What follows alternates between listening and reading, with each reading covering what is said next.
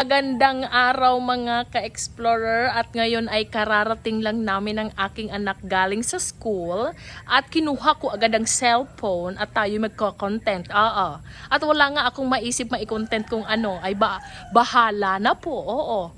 At tignan nyo naman, ay gandang-ganda na naman kayo sa akin. Fresh pa din naman kahit pagod. Dapat tayo palaging maganda. Para hindi tayo pinagpapalit ng ating asawa. Opo. Okay. So ngayon ay itutour ko kayo ngayon dito sa aking maliit na garden mga ka-explorer. Opo. Uulan na naman mga ka-explorer, kaya bilis-bilisan na natin ang pag-ikot dito sa aking garden na parang wala namang buhay sa ngayon. Oo. Dahil nga palaging umuulan dito sa aming lugar. Opo. So ayun, halika, tara. Ipasyal ko muna kayo sa aking garden. Okay? Sige. Kung ayaw nyo manood, sige, skip ka na. Bye-bye. Yan, magsimula tayo dito mga ka-explorer sa gilid ng aming bahay. Meron ako ditong tineki rubber tree. Ayan. Pinutol ko na yan mga ka-explorer. Ayan, meron ng tubo dyan sa paanan. Paanan ng bulkan. So ayan, at meron din tayo ditong dahon-dahon lang, pero ang ganda ng dahon, color yellow yan.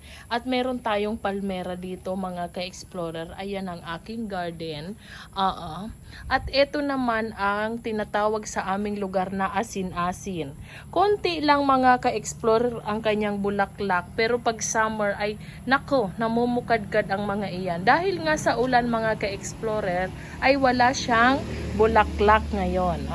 So ayan mga ka-explorer, ang aking bougainvillea na rinigalo sa akin ni Belgio nung birthday ko noong nakaraang taon. Ayan sila, mga kalbo sila ngayon. Dahil piniprepare ko sila ngayong summer para mamukadkad ulit sila sa summer. Kaso lang, ngayon nga ay ulan ng ulan dito at ayaw na ayaw yun ng mga bougainvillea mga ka-explorer. At tingnan nyo naman, hindi ako magtatago sa inyo. Ayan, ang daming damo. Hindi ako makapaglinis dahil nga ulan ng ulan dito sa aming lugar. Ayan. So ayan, meron ako ditong rose na kapag February at March ay namumukadkad talaga sila. Ayan, meron nga siyang bukol dito na ayan, ganyan. Yan, di ba? Parang regalo din ito sa akin kasi ni Belgium eh.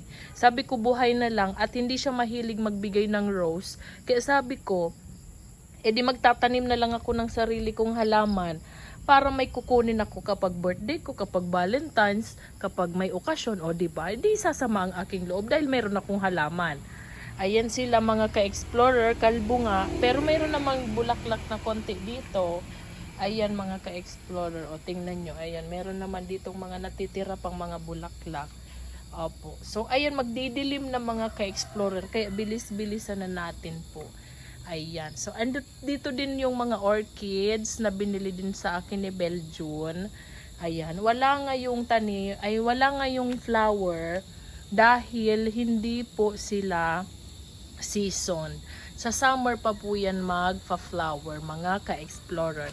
At dahil nga ulan ng ulan, ayaw nila noon. Opo, ayan. Ayan sila. Ayan mga aking mga orchids. Ito'y bigay naman sa akin ni Mama na mga vanda na orchids. Ayan. Ayan sila mga ka-explore. At meron ako ditong magandang dahon. Bigay ito ni Ate Bing na naghahalaman sa school namin. Ayan. Yung aming plantita sa school ay binigyan ako ng ganitong halaman. Maliit pa yan ang binigay sa akin ngayon. Napalaki ko na siya. Ayan. Hindi siya namumulaklak pero yung dulo ng dahon niya ay pink tapos red. Diba ang ganda mga ka-explore. At meron din ako ditong gumamela na walang bulaklak. Opo.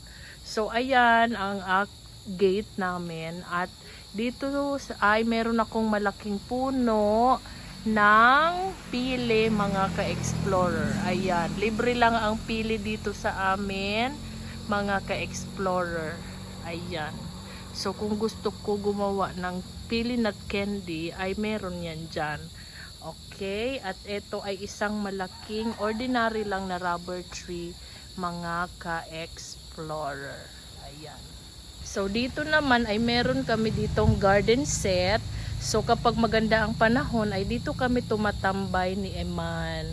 Ayan, binili din niya ni Belgian para maganda daw sa labas at meron upuan pag tumatambay dito pag may mga bisita. 'Di ba ang ganda? So ayan mga ka-explore, dito naman tayo sa kabilang side. Meron ako ditong malaking philodendron na halaman. Hindi ko lang alam yung kung anong exact na ID nitong ang philodendron na ito. Ayan, ang laki. Binili ko yan, mga 3 pa lang yung dahon. Ayan, napalaki ko na siya at ayaw ko siyang putulan. Ganyan yan.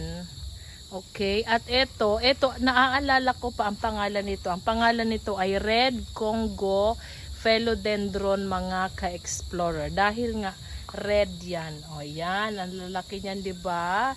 Ang ganda nito mga pang garden. Ayan, kapag meron kayong resort, o 'di ba? Ay wala pa kami noon.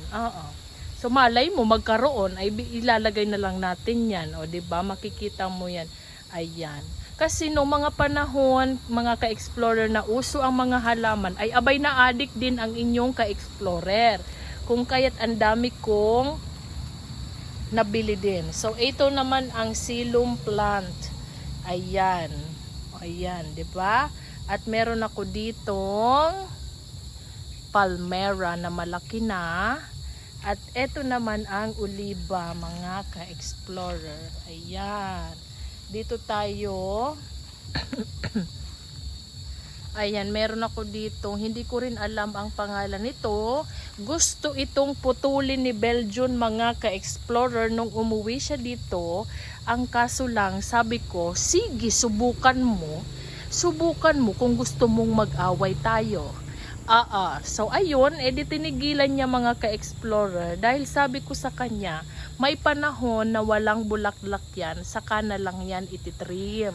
Ayan, siguro sa isip niya ay nagiging na siya, nagwa-wild na, kaya gusto niya ng putulan. Pero ako ayoko pa, dahil nanghihinayang ako sa mga bulaklak. Opo.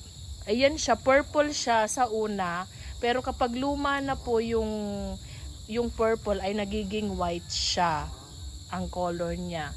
Ayan siya, mga ka-explorer, 'di ba? Nagwa-wild na nga, pero puputulin ko yan, mga ka-explorer, kapag wala na siyang bulaklak. Opo, para ma-prepare naman siya sa next na season niya. So ayan, meron dito kasing natatago na mga halaman din. Ayan, meron tayo dyan mga halaman. Ayan, ang dami. Ito naman yung millions. Ano ba yun? Basta millions ang tawag. Kaso lang ngayon wala pa siyang bulaklak, mga ka-explorer. Ito din, nag-iisa dito. Tricolor ito, mga ka-explorer, na bougainvillea. Kaso lang wala siya ngayong bulaklak nga dahil nga ulan ng ulan. Siguro hindi ko lang naaasikaso din.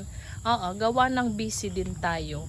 Ayan. So ayan, dito naman tayo sa aming grahe. Sa gilid ng aming grahe ay meron ding, ayan si Wiggy Boy.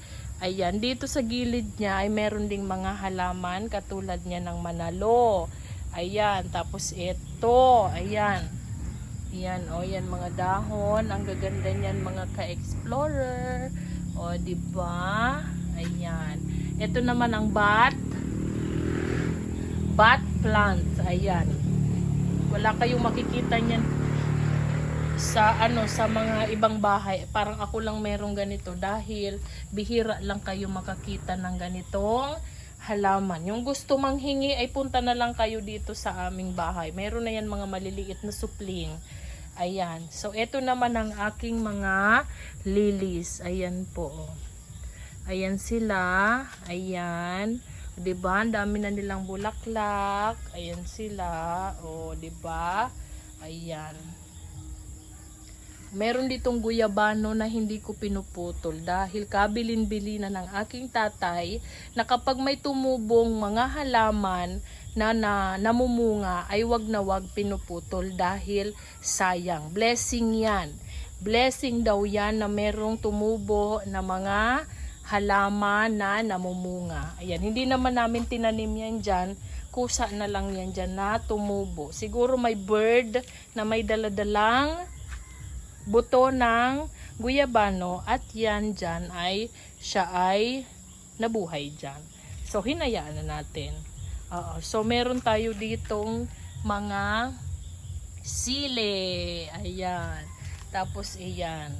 Ayan po. Yan mga halaman natin dito. Meron tayo ditong, ano na nga ang tawag dito? Oo. Basta yung ginagamit din yan pang shampoo sa hair para tumubo, di ba? Oh, nakalimutan ko lang yung pangalan. Oo. Ayan. So, ayan po. Ito naman ay mulberry. Ayan. Mulberry tree. Wala nga lang bunga. Ayan po. Napakayabong niya pero wala siyang bunga. Di ko alam kung kailan yan mamumunga. Siguro kung ayaw mo mamunga, edi putulin na lang kaya kita. Kaso nga, kabilin-bilin na ng tatay ko na kapag may namumungang halaman ay wag puputulin. Unless nakakaharang na sa daanan. Eh yan hindi naman, nasa gilid naman yan. Opo, tapos meron ako ditong lemon grass. Lemon grass ba to? Oo. Ayan, tanglad mga ka-explorer. Ayan. Ayan, tinanim ko yan. Lahat ng mga nakita nyo po ay mga tinanim ko. Katulad nitong napakataas na papaya na hindi ko pa pinuputol. Hayaan nyo lang yan dyan. At hindi naman tayo yan inaano. Opo. So, ayan, umuulan na mga ka-explorer. At baka tayo magkasakit nang dahil sa pagkukontent natin ito. Opo. So, ayan. Ayan lang naman po ang aking garden, mga ka-explorer.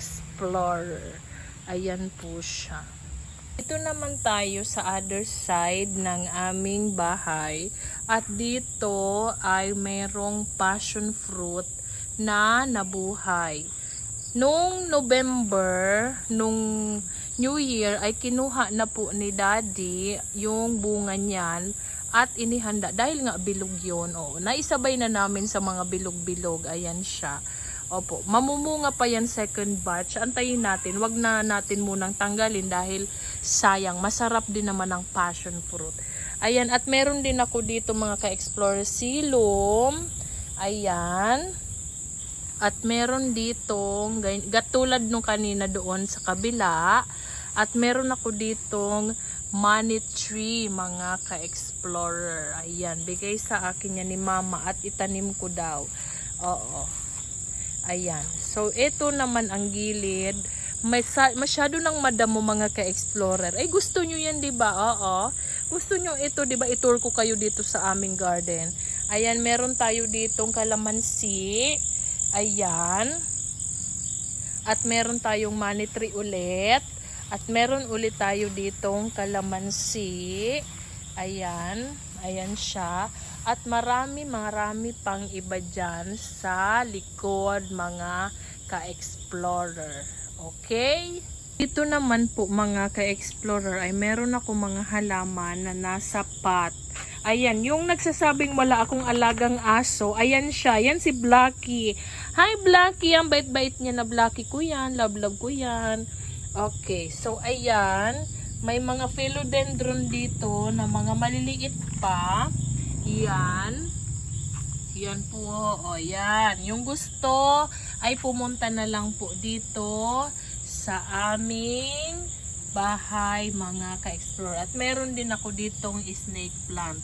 Hindi na masyadong nakikita mga ka-explorer, gawa ng madilim na po. Ayan, gabi na mga ka-explorer. Kaya tama naman na ha. Bukas naman, opo. So ayun mga ka-explorer, ay na-tour ko na kayo sa aming garden. Ayan siya mga ka-explorer, na walang kagana-gana at walang kabuhay-buhay. Opo, ako lang yung buhay. buhay din naman sila, ang kaso lang ayaw pang mamukadkad dahil hindi pa nga summer. Opo. So ayun mga ka-explore, ay tama na muna dahil nakita nyo lang ang dumi-dumi, diba? Diba ibabash nyo na naman ako dahil sa duming iyan? Hayaan nyo na basta may naipakita ako sa inyo ngayon. Huwag naman kayong mambash ng dahil sa mga nakita nyong dumi. Ay bahayaan nyo at sa masusunod ay maglilinis na ako. Dahil nga maulan dito at hindi tayo makapaglinis. Sige mga ka-explorer, at ang aking disappointed nose ay nai-stress na naman sa inyo mga ka-explorer. Sige, hanggang sa muli naman po ng ating pagkikita mga ka-explorer, kasama si Blacky na aking alagang aso. Paalam muna hanggang sa muli. Mwah!